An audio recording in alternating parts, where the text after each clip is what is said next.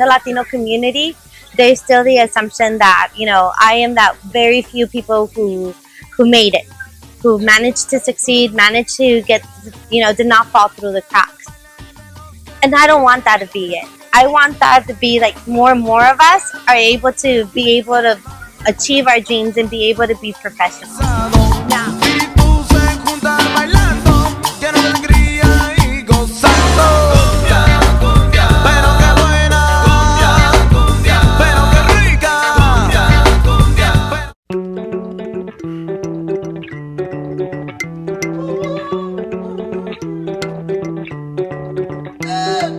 My name is Victor Diaz. I'm 33 years old, and I identify as a Latino, but my consciousness, I identify as a Chicano.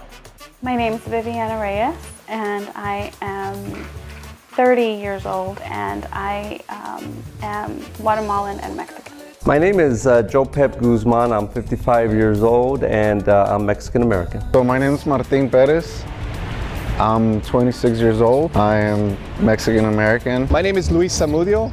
I was born here in the United States, but my parents come from the Republic of Panama, Colombia, and I'm married to a young lady from El Salvador.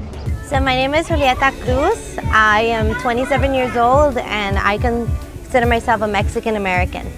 My name is Trelise DeLeo. I'm 35 years old and predominantly Italian. Nicholas Crespo. I'm 30. I'm Puerto Rican. My name is Larry Herrera. I'm Hispanic. Currently 38 years old.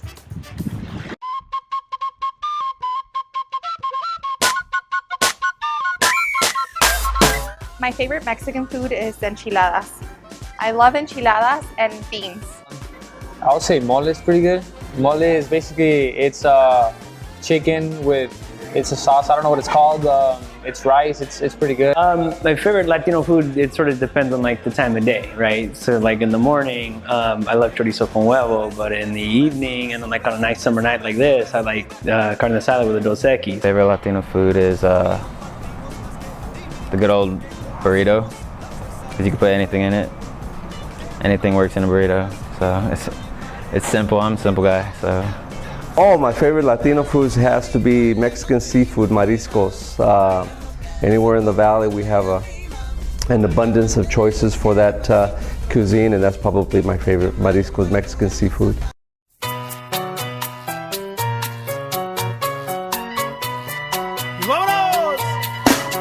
It was cool. It was a big family, actually. It was 2 families living together. It was my family, which was my 2 older sisters, my parents, me, and then my other family, which was aunt, uncle, and 4 cousins. So it was a lot of us growing up together, so we always were real close, like brothers, pretty much. I had fun just kind of, my sister and I would hang out with the kids in the neighborhood. We lived in an apartment complex, and there was tons of kids, so we would all hang out together. And my mom worked a lot, and I'm going to assume that the parents of other kids worked a lot too, because we were alone a lot, and we would go on like adventures or pretend adventures in the area and like climb this big hill that was like right next to the apartment complex. All the memories that I have growing up in my home it's special. I have 1 brother and I have 2 sisters. We had discipline. My parents had discipline, but we were traviesos. I mean, we would play, we'd break things, there was discipline in the family, but I remember that my mom and my dad would always raise us right. We'd go to church, we'd go to Sunday school, but we always had time to play with our friends in the neighborhood and stuff.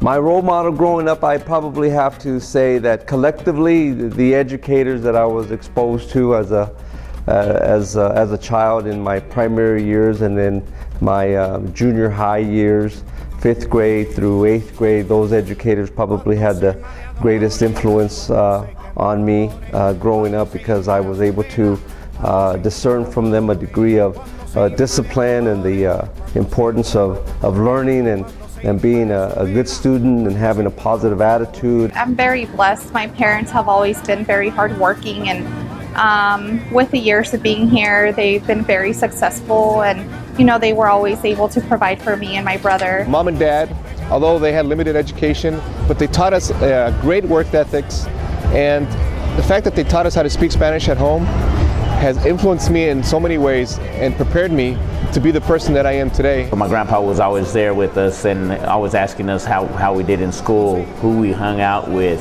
and our work ethics. Hey, what are you doing? He'd always have work for us to do. So he would always work hard as well. And my dad, I respect my dad because he was always working for us and getting us a better life. One of my role models now being in Arizona is Raul Castro, and I would say Raul Castro, he's the first Latino governor in Arizona, the first minority really influential political leader. And I think that for me, like being in Arizona, it's really provided a context to use him as someone to aspire, not necessarily myself become a politician, but really for my students to look at someone like Raul Castro and realize that anything's really possible in this state.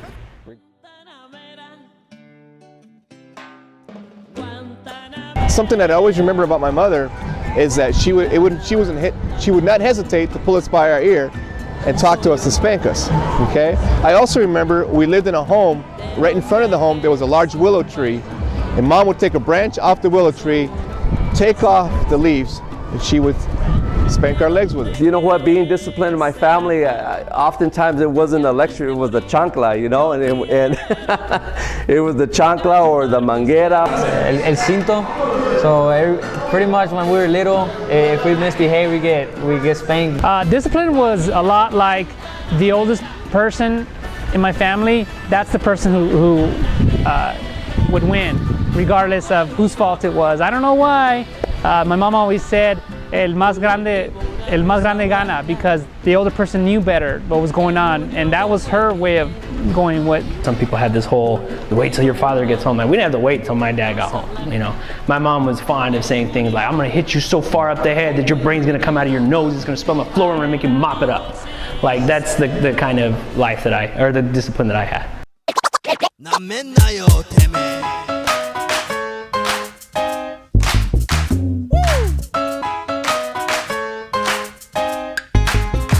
But I do. I love living here. I think there's a huge amount of opportunities for anybody. The freedom. I feel like you're free to be who you want to be out here. Since last year, I got the chance to go to another country, which was really eye-opening for me. And I feel America in its own is just, it's a melting pot of so many cultures, where Arizona has its own culture, but it's a developing culture, so it's kind of hard to pinpoint it. I mean, I grew up here, I was raised here, and I love it. I can really see how much it's changed and it's grown in the last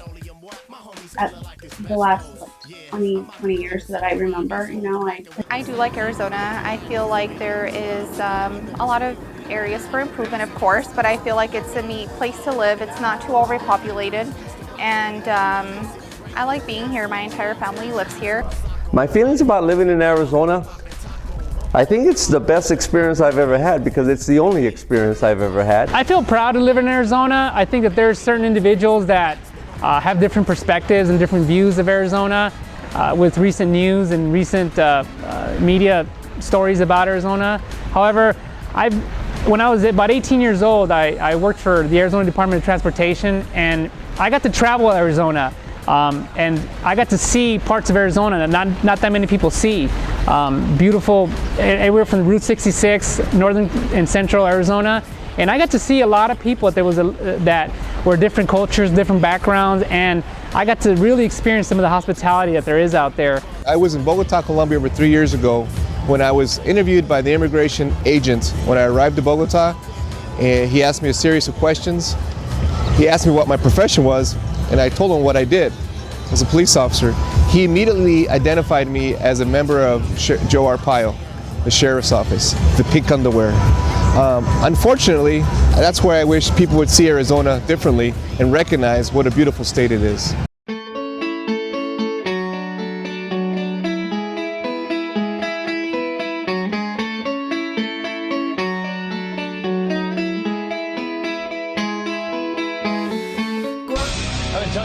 Kidnap epidemic that is happening right in our own backyard. Phoenix, Arizona is America's kidnapping capital.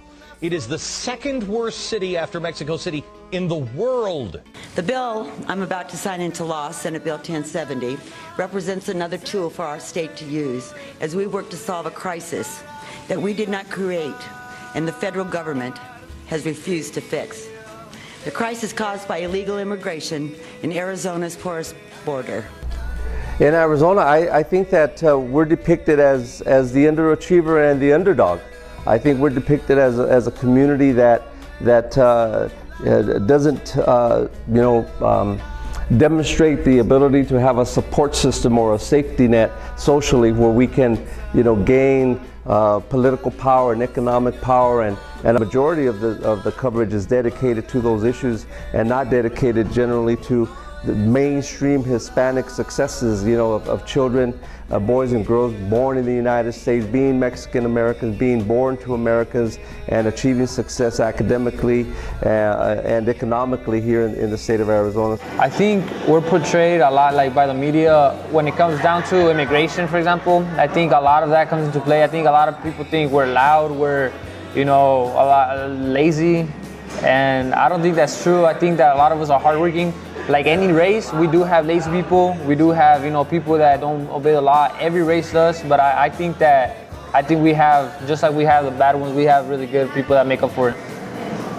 Well, I think they try to make it seem like, there's no hope for the land people, or, they just make it much harder and they don't give you the information I think that a lot of people need, or even encourage school, push towards school or to actually do something good? To be honest, I feel like the media depicts Latinos in Arizona as the other, and I think that this is something that we've seen throughout history. I think that it's not just Arizona. I think that you've seen this in the 1900s in New York, Staten Island, when European immigrants, left their home life. And I think that over time, you've seen it with the Chinese Exclusion Act, with the Bracero program, and currently in Arizona, I think that it's really reminded everyone that there has been changes in our nation, but we still have a long way to go.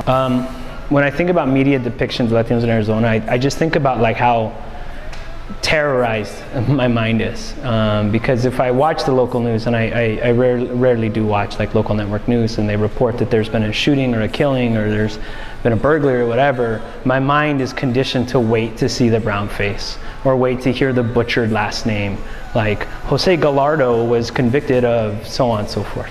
And so when I think about those media depictions, especially here in Arizona, those tend to be the only times that we see Latinos. Well, I have family in Albuquerque, New Mexico, and I go and visit over there all the time. And they always see everything on the news. It's a lot of negative stuff, everything that goes on with Sheriff Joe and all the immigration stops and stuff like that. And they point the Mexicans out like every Mexican is a bad person. Like every Mexican is out here drug dealing and everybody's in the cartel and all that bad stuff that's going on out there. They make it seem like all of us are doing it, like every Latino. They overdo it towards the Latinos, but they don't do it evenly throughout the cultures. The other, Italians, Canadians, it's all the same. But if they would even it out and just treat everybody the same, I think it would be a better place. We should focus more on the positive and the great leadership that we have here in the state of Arizona. We have great diversity, people that are willing to step up and take leadership in many things.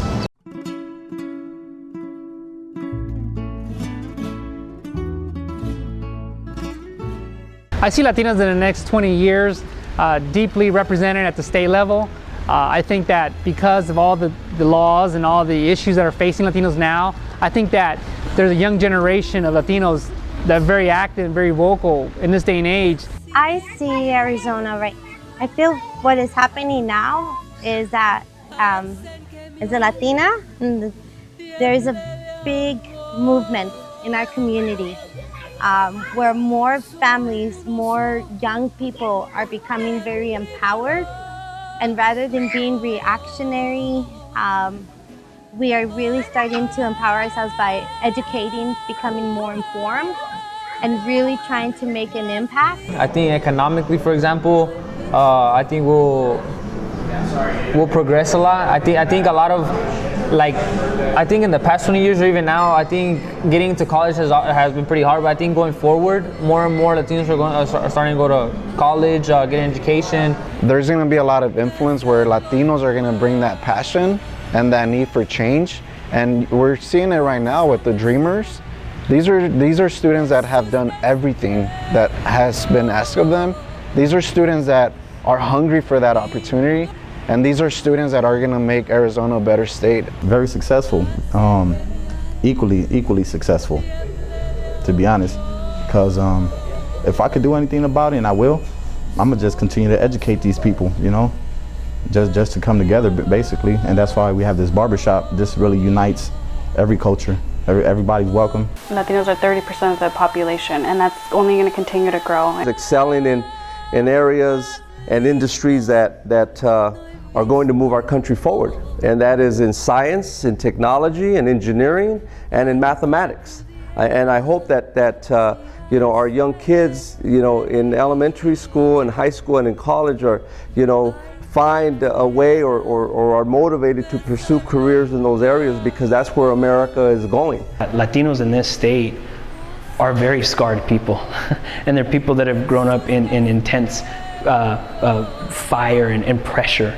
And there's a way to tap into that, in particular with our youth, to rise above, and not sort of defy the odds, but actually make sure the odds no longer exist for us. I think for too long as Latinos, we've been wrapped up in this idea of beating the odds.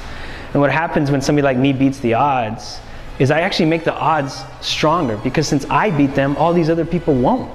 And I'm the one that now says the odds are a legitimate thing because I'm the one who beat them. So we shouldn't be trying to beat the odds, we should be getting rid of those odds. We need to lead by example. We need to be great fathers to our children, great leaders to members of the community, okay? We have to help people in need that don't know how to get to a point, and maybe with people that have the talent, have the education, and understand, help them succeed, and we could be a perfect model for others around the country.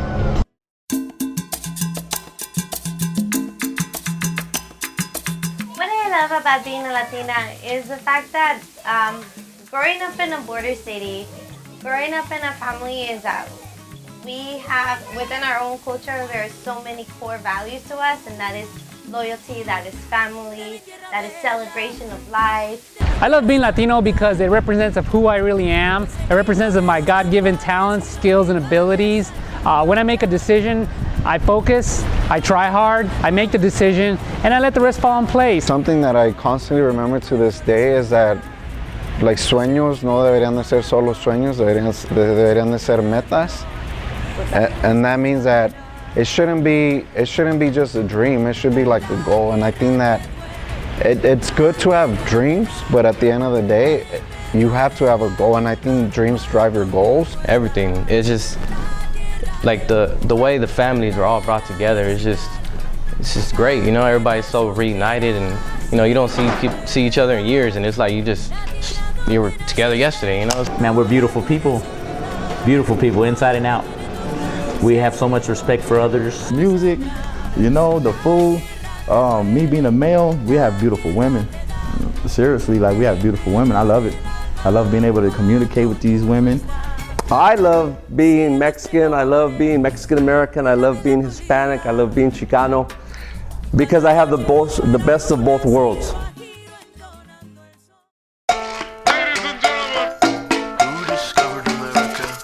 What do I want to pass on to the next generation is, don't be afraid to be Mexican, man. Don't be afraid to be Mexican. I mean, if somebody asks you what is your last name, say Garcia, not Garcia. Say Gonzalez and not Gonzalez, because you're not Gonzalez, you're Gonzalez, you're not Garcia, you're Garcia. I would love for them to be proud of who they are, where they come from, their culture, the tradition. Follow the right path. Do good. Do the good things, and the good things are gonna come, you know? What other people say out there doesn't affect me. I just do me. I just I just strive for my best. I don't strive for what other people think I can do. I strive for my very best. I don't try to be somebody else. El camarón que se duerme se le lleva la corriente, which is the shrimp that sleeps, the tide will take him. So that means that if the individual that doesn't want to work hard, that doesn't want to do nothing for himself and stays in one spot, after a while, the tide will take you to a place where it's an unintended place where you would want to be. Don't be afraid to go somewhere else where you've never been. We can all add to something that hasn't been there before. If we're all doing the same thing, nothing new becomes into existence. And at the same time, embracing the fact that you're American. You're born and raised here in the United States. You have the best of both worlds. Learn to speak English, learn to speak Spanish, be fluent in American history, but also know the culture of your Mexican heritage, because that can't be ignored. And if we do that, then we empower our people. Fierro! And I say that because that's like power to the people.